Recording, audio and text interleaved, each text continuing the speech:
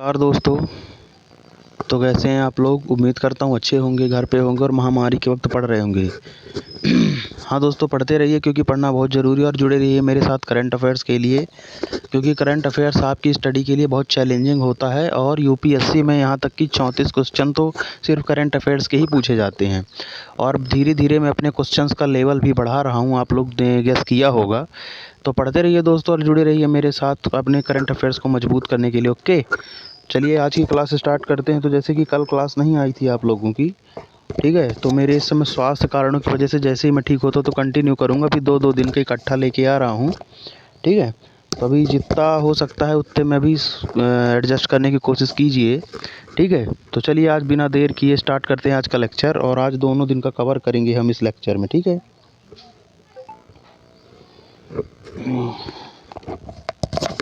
Okay friends, तो पहला question है जैसे सेफ पे एवं संपर्क रहित डेबिट कार्ड आधारित भुगतान सुविधा किस बैंक द्वारा शुरू की जाएगी?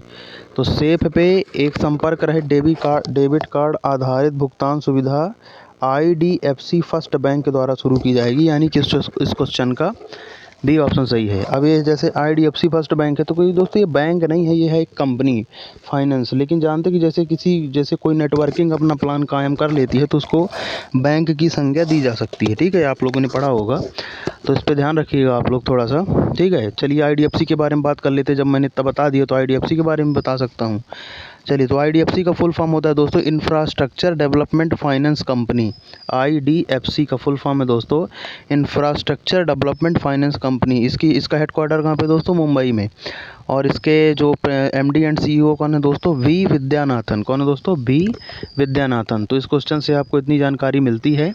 नेक्स्ट क्वेश्चन की तरफ से रुख करते हैं। विश्व फार्मासिस्ट डे कब मनाया जाता है? तो आज ही के दिन यानी कि 26 सितंबर को मनाया जाता है विश्व फार्मासिस्ट डे। कौन सा दोस्तों? विश्व फार्मासिस्ट डे। तो आज ही के दिन मनाया जाता है दोस्तों, और ये फार्मेसी के बारे में जागरूकता फैलाने के लिए मेडिकल से संबंधित है, जैसे आप लोगों को मालूम है, ठीक है। तो उससे संबंधित जानकारियों के लिए ये यूज किया जाता है, ठीक है। ओके, नेक्स्ट क्वेश्चन है दोस्तों किस मंत्रालय ने और नीति आयोग ने artificial intelligence RAISE 2020 RAISE RAISE, इसका फुल फॉर्म भी मैंने लिख दिया है, रिस्पॉन्सिबल AI मतलब artificial intelligence for social empowerment 2020 का शिखर सम्मेलन का आयोजन करेंगे। तो नीति आयोग प्लस हमारा इलेक्ट्रॉनिक और सूचना प्रौद्योगिकी मंत्रालय, ये दोनों मिलकर एक शिखर सम्मेलन का आयोजन करेंगे, यानी इस क्वेश्चन का डी ऑप्शन सही होगा। कौन सा? डी ऑप्शन सही होगा, तो ये ध्यान रखिएगा, ठीक है। चलिए नेक्स्ट क्वेश्चन की तरफ चलते हैं। International film festival of India के 91वें संस्करण को जनवरी कितने तक के लिए स्थगित कर दिया गया? तो एक तो मालूम चल गया आपको क्वेश्चन से ही कि जनवरी तक के लिए किया गया है, लेकिन कितने सन के लिए किया गया है? ये किया गया है दोस्तों 2021 तक के लिए, ठीक है। यानी कि एक साल मतलब 2021 जनवरी के बाद इसको कंटिन्यू किया जाएगा, ठीक है दोस्तों। तो ध्यान रखिएगा, ये चीज़ आपके लिए बहुत इंपॉर्टेंट है। नेक्स्ट क्वेश्चन की तरफ चलते हैं दोस्तों। राष्ट्रीय औषधि पौधे आयुष मंत्रालय ने औषधीय पौधों की खेती को बढ़ावा देने के लिए प्रमुख आयुष और हर्बल उद्योग निकायों के साथ एक समझौता ज्ञापन पर हस्ताक्षर किए, ठीक है। ये एक खबर है। उसके बाद क्वेश्चन क्या है? आयुर्वेद, योग और प्राकृतिक चिकित्सा, यूनानी, सिद्धा, होम्योपैथी, आयुष, इसके वर्तमान राज्य मंत्री स्वतंत्र प्रभार का नाम बताइए। तो ध्यान रखिएगा दोस्तों, अभी ये दिया गया है स्मृति ईरानी को, कुछ दिन के लिए दिया गया है, ज़्यादा दिन नहीं, कुछ दिन के लिए दिया गया है। अब इसमें इंपॉर्टेंट स्मृति ईरानी नहीं है, इसमें इंपॉर्टेंट आयुष है, AYUSH। तो ध्यान से देखिएगा, फुल फॉर्म मैं बता देता हूँ आप लोगों को। वैसे मैंने लिखा है, A का मतलब है आयुर्वेद, ठीक है। A का मतलब है आयुर्वेद, Y का मतलब है योग, U का मतलब है यूनानी, S का मतलब है सिद्धा, और H का मतलब है होम्योपैथी। AYUSH, ठीक है। तो ये चीज़ भी आपको ध्यान रखनी है। चलिए नेक्स्ट क्वेश्चन की तरफ चलते हैं। बॉलीवुड अभिनेता का नाम बताइए जिन्हें हाल ही में एसर इंडिया का ब्रांड एम्बेसडर नियुक्त किया गया। तो तो अभी सोनू सूद को हमारे क्या नियुक्त किया गया दोस्तों, एम्बेसडर नियुक्त किया गया एसर इंडिया का। ठीक है, तो ये चीज़ भी आपको ध्यान रखनी है। इसके पहले किसको, आयुष्मान खुराना को बजाज एलियांज ने किया था, टोयोटा मोटर्स ने आयुष्मान खुराना को किया था, कियारा आडवाणी को मिंट्रा ने किया था, ब्रांड एम्बेसडर बनाया था। ठीक है, और एक ईमानी कंपनी ने अपने हर्बल प्रोडक्ट्स के लिए जूही चावला को बनाया था अपना ब्रांड एम्बेसडर। ये कुछ ब्रांड एम्बेसडर हैं, ये आप लोगों को ध्यान होना चाहिए क्योंकि इस साल क्वेश्चन में ज़रूर आएंगे। ठीक, चलिए नेक्स्ट क्वेश्चन की तरफ चलते हैं दोस्तों।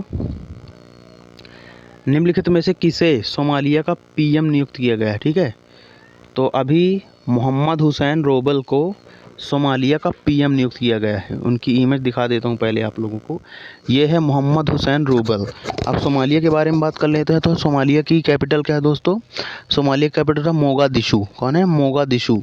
और यहाँ पे दो करेंसी चलती हैं, एक यूएस डॉलर को भी ये मान्यता देते हैं और दूसरी इनकी करेंसी खुद की है शिलिंग। क्या कहते हैं उसको, शिलिंग। और पीएम तो यही बन गए हैं। ठीक है, तो ध्यान रखिएगा। नेक्स्ट क्वेश्चन है दोस्तों, ये क्वेश्चन 8वां जो है ये रिपीट हो गया है। अभी थर्ड क्वेश्चन मैंने जो कराया है ना, ये उसी का रिपीटेड है, तो इसको छोड़ देते हैं, आगे चलते हैं। ठीक है, अगला क्वेश्चन दोस्तों, पंजाब और महाराष्ट्र कोऑपरेटिव बैंक का नया प्रशासक किसको नियुक्त किया गया है। तो अभी ए.के. दीक्षित को नियुक्त किया गया है महाराष्ट्र कोऑपरेटिव बैंक का नया प्रशासक, यानी इस क्वेश्चन का सी ऑप्शन सही है। ठीक है, चलिए नेक्स्ट क्वेश्चन की तरफ चलते हैं दोस्तों।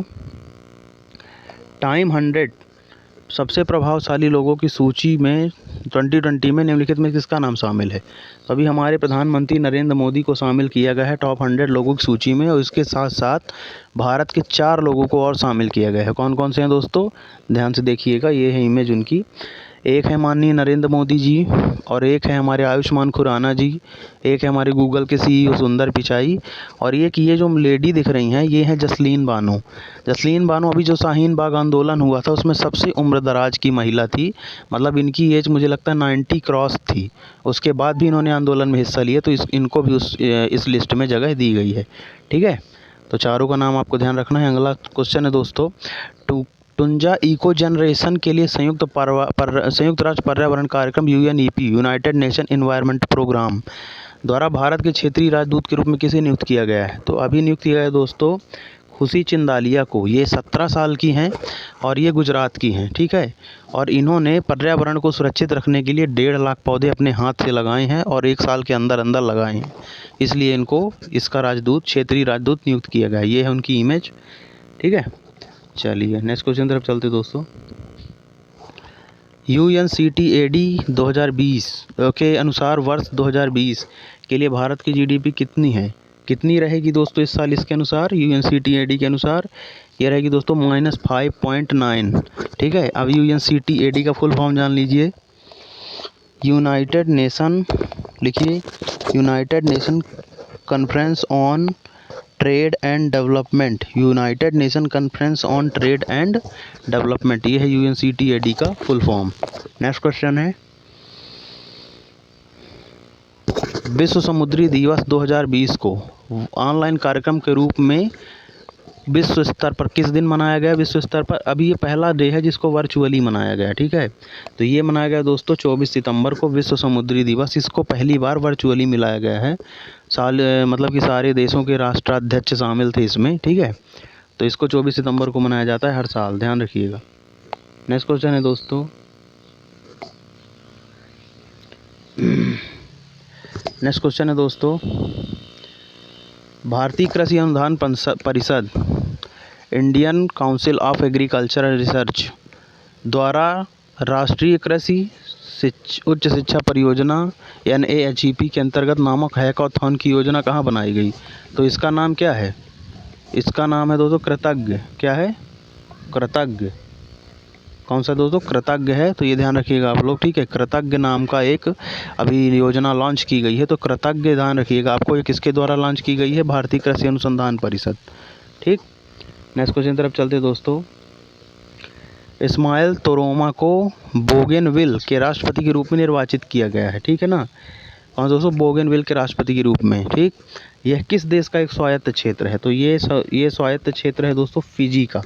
किसका, फिजी का। फिजी का एक स्वायत्त क्षेत्र है, मतलब स्वतंत्र क्षेत्र है, और इसके सब अलग होते हैं। फिजी के फिजी के बारे में थोड़ा सा जान लीजिए। मतलब जैसे देखिए, पाकिस्तान के अंदर जैसे बलूचिस्तान हो गया, ठीक है, चाइना के अंदर ताइवान हो गया, इसी तरह इसके अंदर फिजी के अंदर कौन है दोस्तों, बोगनविल।